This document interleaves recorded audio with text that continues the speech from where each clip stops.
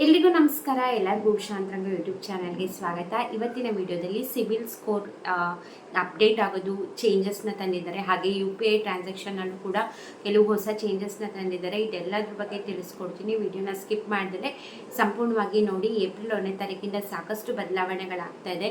ದಯವಿಟ್ಟು ನನ್ನ ಚಾನಲ್ನ ಸಬ್ಸ್ಕ್ರೈಬ್ ಮಾಡ್ಕೊಳ್ಳಿ. ನಾನು ಒಂದೊಂದೇ ವಿಡಿಯೋನ ಮಾಡ್ತಾ ಇದ್ದೀನಿ, ಏನೆಲ್ಲ ಚೇಂಜಸ್ನ ತರ್ತಿದ್ದಾರೆ ಅಂತ. ಈಗ ಸ್ವಯಂ ಗಣತಿ ಕೂಡ ನೀವೇ ಗಣತಿ ಇದರಲ್ಲಿ ಪಾಲ್ಗೊಳ್ಬೋದು. ಆನ್ಲೈನ್ ಮೂಲಕ ನೀವು ಸ್ವಯಂ ಗಣತಿನ ಮಾಡ್ಕೋಬೋದು. ಸೊ ಇದ್ರ ಬಗ್ಗೆ ಆಲ್ರೆಡಿ ವಿಡಿಯೋ ಮಾಡಿ ತಿಳಿಸಿದ್ದೀನಿ ಹಿಂದಿನ ವಿಡಿಯೋದಲ್ಲಿ. ನಿಮಗೆ ಇದ್ರ ಬಗ್ಗೆ ಗೊತ್ತಿಲ್ಲ ಅಂದರೆ ಹೇಗೆ ಗಣತಿಗೆ ನೀವು ಕೂಡ ಪಾರ್ಟಿಸಿಪೇಟ್ ಮಾಡ್ಬೋದು, ನೀವು ಆನ್ಲೈನಲ್ಲಿ ನಿಮ್ಮ ಮೊಬೈಲಲ್ಲೇ ಮಾಡ್ಬೋದು ಹೇಗೆ ಅನ್ನೋದ್ರ ಬಗ್ಗೆ ಕೂಡ ತಿಳಿಸಿದ್ದೀನಿ. ಸೊ ಚೆಕ್ ಮಾಡಿ. ಹಾಗೆ ಚಾನೆಲ್ನ ಸಬ್ಸ್ಕ್ರೈಬ್ ಮಾಡ್ಕೊಳ್ಳಿ. ನಿಮಗೆ ಇದೇ ಥರದ್ದು ಏನೇ ಸರ್ಕಾರದಿಂದ ಅಪ್ಡೇಟ್ ಬರಲಿ, ಅದು ರಾಜ್ಯ ಸರ್ಕಾರ ಆಗಿರ್ಬೋದು, ಕೇಂದ್ರ ಸರ್ಕಾರದಿಂದ ಬರುವಂತಹ ಎಲ್ಲ ಅಪ್ಡೇಟ್ಸ್ ಬಗ್ಗೆ ನಾನು ನಿಮಗೆ ತಿಳಿಸ್ತಿರ್ತೀನಿ. ಸಬ್ಸ್ಕ್ರೈಬ್ ಮಾಡ್ಕೊಳ್ಳೋದನ್ನ ಮರಿಬೇಡಿ. ಹಾಗೆ ಯಾರೆಲ್ಲ ವೀಡಿಯೋಸ್ನ ನೋಡ್ತಾ ಇದ್ದೀರಾ ಪ್ರತಿಯೊಬ್ಬರಿಗೂ ಕೂಡ ಥ್ಯಾಂಕ್ ಯು ಸೋ ಮಚ್. ನನ್ನ ವಿಡಿಯೋ ಇಷ್ಟ ಆಯಿತು ಅಂದರೆ ವಿಡಿಯೋಗೆ ಲೈಕ್ ಮಾಡಿ. ಹಾಗೆ ನಿಮ್ಮ ಅನಿಸಿಕೆ ಅಭಿಪ್ರಾಯನ ಕಮೆಂಟ್ ಸೆಕ್ಷನಲ್ಲಿ ತಿಳಿಸೋದನ್ನ ಮರಿಬೇಡಿ. ಹಾಗೆ ನಿಮ್ಮ ಫ್ರೆಂಡ್ಸ್ ಆ್ಯಂಡ್ ಫ್ಯಾಮಿಲಿಗೂ ಕೂಡ ವಿಡಿಯೋಸ್ನ ಶೇರ್ ಮಾಡಿ. ಬನ್ನಿ ಇವತ್ತಿನ ವಿಡಿಯೋನ ಶುರು ಮಾಡೋಣ. ಮೊದಲನೇದಾಗಿ ಸಿಬಿಲ್ ಬಗ್ಗೆ ಮಾತಾಡ್ತೀನಿ. ಪ್ರತಿ ಸತಿ ಕೂಡ ನಿಮಗೆ ಸಿಬಿಲ್ ಸ್ಕೋರ್ ಪ್ರತಿ ಒಂದು ತಿಂಗಳಿಗೆ ಒಂದು ಸತಿ ಅಪ್ಡೇಟ್ ಆಗ್ತಿತ್ತು. ಬಟ್ ಇವಾಗ ಅಪ್ಡೇಟ್ ಇದರಲ್ಲಿ ಸ್ವಲ್ಪ ಚೇಂಜಸ್ನ ತರ್ತಿದ್ದಾರೆ. ಇನ್ನು ಮುಂದೆ ಪ್ರತಿ 7 ಡೇಸಿಗೆ ಒಂದು ಸತಿ ನಿಮ್ಮ ಸಿಬಿಲ್ ಸ್ಕೋರ್ನ ಅಪ್ಡೇಟ್ ಮಾಡ್ತಿರ್ತಾರೆ. 7 ದಿನಗಳಲ್ಲಿ ನಿಮ್ಮ ಸಿಬಿಲ್ ಸ್ಕೋರ್ ಅಪ್ಡೇಟ್ ಮಾಡ್ತಿರ್ತಾರೆ. ಪ್ರತಿ ತಿಂಗಳು 7ನೇ ತಾರೀಕು, 14ನೇ ತಾರೀಕು, 21ನೇ ತಾರೀಕು ಹಾಗೆ 28ನೇ ತಾರೀಕು ನಿಮ್ಮ ಸಿಬಿಲ್ ಸ್ಕೋರ್ ಅಪ್ಡೇಟ್ ಆಗ್ತಾನೆ ಇರುತ್ತೆ. ಸೊ ಇದು ಇವಾಗ ಹೊಸದಾಗಿ ಏಪ್ರಿಲ್ 1ನೇ ತಾರೀಕಿಂದ ಅಂದರೆ ನಿನ್ನೆಯಿಂದ ಈ ಒಂದು ಹೊಸ ಚೇಂಜಸ್ನ ಅಪ್ಡೇಟ್ ಮಾಡಿದ್ದಾರೆ. ಈಗ ಸಿಬಿಲ್ ಸ್ಕೋರ್ ಬಗ್ಗೆ ಹೊಸ ಅಪ್ಡೇಟ್ನ ಹೇಳಿದೆ. ಇನ್ನು ನೆಕ್ಸ್ಟು UPI ಯಾರೆಲ್ಲ ಬಳಕೆ ಮಾಡ್ತಿರ್ತಾರೆ, ನಿಮಗೆ ನ್ಯಾಷನಲ್ ಪೇಮೆಂಟ್ ಕಾರ್ಪೊರೇಷನ್ ಆಫ್ ಇಂಡಿಯಾದವರು ಹೊಸ ಚೇಂಜಸ್ನ ತರ್ತಿದ್ದಾರೆ. ಇದು ಕೂಡ ನಿನ್ನೆಯಿಂದನೇ ಜಾರಿಯಾಗಿದೆ ಏಪ್ರಿಲ್ 1ನೇ ತಾರೀಕಿಂದ. ಯಾಕಂದರೆ ಇದರಿಂದ ತುಂಬ ಸೈಬರ್ ವಂಚನೆ ಆಗೋಗ್ಬೋದು ಅಥವಾ ಸುಮ್ಮನೆ ಮಿಸ್ಯೂಸ್ ಆಗ್ಬೋದು ಅನ್ನೋ ರೀಸನ್ಗೆ ಈ ಒಂದು ಹೊಸ ಚೇಂಜಸ್ನ ತರ್ತಿರೋದು. ಇದು ಕೂಡ ಏನಪ್ಪ UPI ಟ್ರಾನ್ಸಾಕ್ಷನಲ್ಲಿ ಹೊಸ ಚೇಂಜಸ್ನ ತರ್ತಿರೋದು ಅಂದರೆ, ಯಾರೆಲ್ಲ ಈಗ ಅಕಸ್ಮಾತ್ ಈಗ ಕೆಲವರು 2 ಸಿಮ್ ಯೂಸ್ ಮಾಡ್ತಿರ್ತಾರೆ. 2 ಸಿಮ್ಮಲ್ಲೂ ಕೂಡ ಫೋನ್ಪೇ, ಗೂಗಲ್ ಪೇ ಎಲ್ಲ ನಿಮ್ಮ ನಂಬರಲ್ಲಿ ನಿಮ್ಮ ಫೋನ್ಗಳಲ್ಲಿ ಹಾಕ್ಕೊಂಡಿರ್ತೀರ. ಈಗ ಹೊಸ ರೂಲ್ಸ್ ಏನಪ್ಪ ಅಂತಂದರೆ, ಯಾರೆಲ್ಲ 90 ದಿನ ಯಾವುದೇ ನಂಬರ್ ಅಥವಾ ಯಾವುದೇ ರೀತಿ ಸಿಮ್ನ ಯೂಸ್ ಮಾಡಿಲ್ಲ ಅಥವಾ ಯಾವುದೇ ರೀತಿ UPI ಟ್ರಾನ್ಸಾಕ್ಷನ್ಗಳನ್ನ ಮಾಡಿಲ್ಲ ಅಂತಂದರೆ, 90 ದಿವಸ ಆದ್ರೂ ಯಾವುದೇ ರೀತಿ ನಿಮ್ಮದು ಟ್ರಾನ್ಸಾಕ್ಷನ್ ಇಲ್ಲ ಅಂತಂದರೆ ಆ ನಂಬರಿಗೆ ಲಿಂಕ್ ಆಗಿರೋ ಎಲ್ಲ ಬ್ಯಾಂಕ್ ಅಕೌಂಟ್ನ ಕೂಡ ಡಿಲೀಟ್ ಮಾಡ್ತಾರೆ. ಈಗ ಸಪೋಸ್ ನಾನು ಆಗಲೇ ಹೇಳಿದಂಗೆ ಒಂದು ಸಿಮ್ಮಲ್ಲಿ ಫೋನ್ಪೇ, ಗೂಗಲ್ ಪೇ, Paytm ಎಲ್ಲ ಹಾಕ್ಕೊಂಡಿರ್ತೀರ. ಬಟ್ ನೀವು ಆ ಸಿಮ್ನೇ ಯೂಸ್ ಮಾಡ್ತಿರಲ್ಲ, ಯಾವುದು ಕಾಲ್ಸು ನೀವು ಮಾಡ್ತಿರಲ್ಲ, ನಿಮಗೂ ಯಾರೂ ಕಾಲ್ ಮಾಡ್ತಿರಲ್ಲ. ಸೊ ಅಂಥವನ್ನ 90 ಡೇಸ್ ಟೈಮ್ ಕೊಟ್ಟಿದ್ದಾರೆ.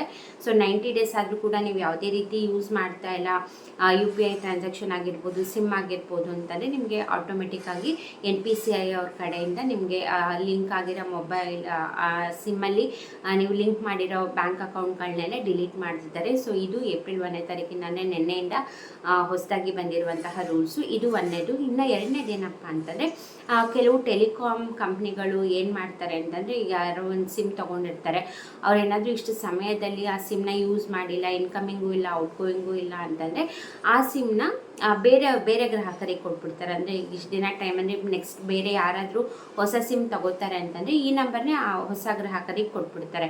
ಸೊ ಏನಾಗುತ್ತೆ, ಈಗ ಹಳಬ್ರು ಯಾರು ಮೊದಲನೇ ಫಸ್ಟ್ ಟೈಮ್ ಆ ಸಿಮ್ನ ಯೂಸ್ ಮಾಡಿರ್ತಾರೆ, ಅವ್ರು ಈ ಥರ ಕೆಲವು ಲಿಂಕ್ಗಳನ್ನ ಮಾಡಿರ್ತಾರೆ, ಫೋನ್ಪೇ, ಗೂಗಲ್ ಪೇ ಇದಕ್ಕೆಲ್ಲ. ಹಾಗೆ ಅಕಸ್ಮಾತ್ ಅವ್ರು ಯೂಸ್ ಮಾಡ್ತಿಲ್ಲ ಅಂದ್ಬಿಟ್ಟು ಟೆಲಿಕಾಮ್ ಅವ್ರು ಏನು ಮಾಡ್ತಾರೆ, ಬೇರೆಯವ್ರಿಗೆ ಆ ಸಿಮ್ನ ಕೊಟ್ಬಿಟ್ರೆ ಇವಾಗ ಅವರು ಕೂಡ ಟ್ರಾನ್ಸಾಕ್ಷನ್ ಮಾಡಿ ಅಥವಾ ಈಗ ಮುಂಚೆ ಇರೋರು ಅದೇ ನಂಬರಿಂದ ಟ್ರಾನ್ಸಾಕ್ಷನ್ ಮಾಡಿದರೆ ಹಣ ದುರುಪಯೋಗ ಆಗುತ್ತೆ, ಒಬ್ರದ್ದೊಬ್ರು ಮಿಸ್ಯೂಸ್ ಆಗುತ್ತೆ ಅಂದ್ಬಿಟ್ಟು ಯಾರೆಲ್ಲ ಈ ಥರ ಯಾರೆಲ್ಲ ಮರುಬಳಕೆ ಮಾಡ್ತಿರ್ತಾರೆ ನಂಬರ್ನ, ಸೊ ಅಂಥ ಮೊಬೈಲ್ ನಂಬರ್ಗೆ ಲಿಂಕ್ ಆಗಿರೋ ಬ್ಯಾಂಕ್ ಅಕೌಂಟ್ನು ಕೂಡ NPCI ಅವರು ಡಿಲೀಟ್ ಮಾಡ್ತಿದ್ದಾರೆ. ಸೊ ಹಾಗಾಗಿ ನಿಮ್ಮ ಬ್ಯಾಂಕ್ ಅಕೌಂಟಲ್ಲಿ ಏನಾದ್ರು ನೀವು ಹಳೆ ನಂಬರ್ನ ಆ್ಯಡ್ ಮಾಡಿಸಿದ್ದೀರಾ ಅಂದರೆ, ಯೂಸ್ ಮಾಡ್ದಲೇ ಇರೋ ನಂಬರ್ನ ಮಾಡಿಸಿದ್ದೀರಾ, ಆಮೇಲೆ ಹೊಸ ನಂಬರ್ಗೆ ಅಪ್ಡೇಟೇ ಮಾಡಿಸಿಲ್ಲ ಅಂದರೆ ಆದಷ್ಟು ಬೇಗ ಹೋಗಿ ಮಾಡಿಸ್ಕೊಳ್ಳಿ ನಿಮ್ಮ ಬ್ಯಾಂಕ್ಗಳಲ್ಲಿ. ಈಗ ನೀವೇನು ಕರೆಂಟ್ ನಂಬರ್ ಯಾವುದು ರೆಗ್ಯುಲರಾಗಿ ಯೂಸ್ ಮಾಡ್ತಿರ್ತೀರ ಅದನ್ನೇ ಅಪ್ಡೇಟ್ ಮಾಡಿದ್ರೆ ನಿಮಗೆ ಯಾವುದೇ ರೀತಿ ಅಕೌಂಟ್ಗಳು ಡಿಲೀಟ್ ಆಗಲ್ಲ. ಇಲ್ಲಾಂದರೆ ಖಂಡಿತವಾಗ್ಲೂ NPCI ಕಡೆಯಿಂದ ಆ ನಂಬರ್ನ ಡಿಲೀಟ್ ಮಾಡ್ತಿದ್ದಾರೆ. ಖಂಡಿತ ಇದು ವಂಚನೆಗೊಳಗಾಗೋದು ಕಡಿಮೆ ಆಗಬೇಕು, ಸೈಬರ್ ಕ್ರೈಮ್ ಅನ್ನೋದು ಉದ್ದೇಶದಿಂದ ಈ NPCI ಅವರು ಈ ಒಂದು ಹೊಸ ಅಪ್ಡೇಟ್ನ ಮಾಡಿರೋ ಅಂಥದ್ದು, ಹೊಸ ನಿಯಮಗಳನ್ನ ಜಾರಿಗೆ ತಂದಿರೋದು. ಮತ್ತು ಏಪ್ರಿಲ್ 1ನೇ ತಾರೀಕಿಂದ ಸಾಕಷ್ಟು ಚೇಂಜಸ್ಗಳನ್ನ ತಂದಿದ್ದಾರೆ. ಹಾಗೆ ಇನ್ನೂ ಒಂದು ಚೇಂಜಸ್ ಏನಪ್ಪ ಅಂದರೆ ನಿಮಗೆ 12 ಲಕ್ಷದವರೆಗೂ ನಿಮಗೆ ಆದಾಯ ಇದೆ ವರ್ಷಕ್ಕೆ ಅಂತಂದರೆ ನೀವು ಯಾವುದೇ ರೀತಿ ಟ್ಯಾಕ್ಸ್ ಪೇ ಮಾಡೋಂಗಿಲ್ಲ ಅಂತಿದೆ. ಹಾಗೆ ಬೆಂಗಳೂರಲ್ಲಿ ನೀರಿನ ದರ ಕೂಡ ಏರಿಕೆ ಮಾಡಿದ್ದಾರೆ. ಹಾಗೆ ವಾಣಿಜ್ಯ ವಿದ್ಯುತ್ ಬೆಲೆ ಕೂಡ ಏರಿಕೆ ಮಾಡಿದ್ದಾರೆ. ಟೋಲ್ 3-5% ಟೋಲ್ ದರ ಕೂಡ ಜಾಸ್ತಿ ಮಾಡಿದ್ದಾರೆ. ಹೀಗೆ ಸಾಕಷ್ಟು ಚೇಂಜಸ್ನ ತರ್ತಾ ಇದ್ದಾರೆ ಏಪ್ರಿಲ್ 1ನೇ ತಾರೀಕಿಂದ. ಈಗ ಆಲ್ರೆಡಿ ಆಗೋಗಿದೆ. ಐ ಹೋಪ್ ನಿಮಗೆ ಮಾಹಿತಿ ಸಿಕ್ತು, ನಿಮಗೆ ಒಂದು ಇನ್ಫಾರ್ಮೇಟಿವ್ ವಿಡಿಯೋ ಸಿಕ್ತು ನಿಮಗೆ ಅಂತ ಅಂದ್ಕೊಂಡಿದ್ದೀನಿ. ನಾನು ಆಗಲೇ ಹೇಳ್ದಂಗೆ ಸ್ವಯಂ ಗಣತಿ ಕೂಡ ನೀವು ಮಾಡ್ಕೋಬೋದು. ದಯವಿಟ್ಟು ಮಾಡ್ಕೊಳ್ಳಿ. ಈಗ ಆಲ್ರೆಡಿ ಕರ್ನಾಟಕದಲ್ಲೇ ನಿನ್ನೆಯಿಂದ ಶುರುವಾಗಿರೋದು. ಒಂದೇ ದಿನದಲ್ಲೇ 12,000 ಜನ ಗಣತಿನ ಮಾಡಿದ್ದಾರೆ. ಸೊ ನೀವು ಕೂಡ ಮಾಡಿ. ಹೇಗೆ ಏನು ಅನ್ನೋದ್ರ ಬಗ್ಗೆ ಹಿಂದಿನ ವಿಡಿಯೋದಲ್ಲಿ ಡೀಟೇಲಾಗಿ ತಿಳಿಸಿದ್ದೀನಿ. ಇಂಟ್ರೆಸ್ಟ್ ಇತ್ತು ಅಂತಂದರೆ ಆ ವಿಡಿಯೋನ ಕೂಡ ಚೆಕ್ ಮಾಡಿ. ವಿಡಿಯೋಸ್ ಇಷ್ಟ ಆದರೆ ಲೈಕ್ ಮಾಡೋದನ್ನ ಮರಿಬೇಡಿ. ನಿಮ್ಮ ಅನಿಸಿಕೆ ಅಭಿಪ್ರಾಯನ ಕಮೆಂಟ್ ಸೆಕ್ಷನಲ್ಲಿ ತಿಳಿಸಿ. ಹಾಗೆ ಸಬ್ಸ್ಕ್ರೈಬ್ ಮಾಡ್ಕೊಂಡಿಲ್ಲ ಅಂದರೆ ಈಗಲೇ ಹೋಗಿ ಚಾನಲ್ನ ಸಬ್ಸ್ಕ್ರೈಬ್ ಮಾಡಿ. ಹಾಗೆ ಬೆಲ್ ಐಕನನ್ನು ಕೂಡ ಆಲ್ ಅಂತ ಸೆಲೆಕ್ಟ್ ಮಾಡಿ. ನೆಕ್ಸ್ಟ್ ಹೊಸ ವೀಡಿಯೋಸ್ ಅಪ್ಲೋಡ್ ಆದಾಗೆಲ್ಲ ನಿಮಗೆ ನೋಟಿಫಿಕೇಷನ್ಸ್ ಬಂದಿರುತ್ತೆ. ನೀವು ಫ್ರೀ ಇದ್ದಾಗ ನನ್ನ ವೀಡಿಯೋಸ್ನ ನೋಡ್ಬೋದು. ಇಷ್ಟೊತ್ತು ವೀಡಿಯೋ ನೋಡಿದ್ದಕ್ಕೆ ಥ್ಯಾಂಕ್ ಯು ಸೋ ಮಚ್. ನಮಸ್ಕಾರ.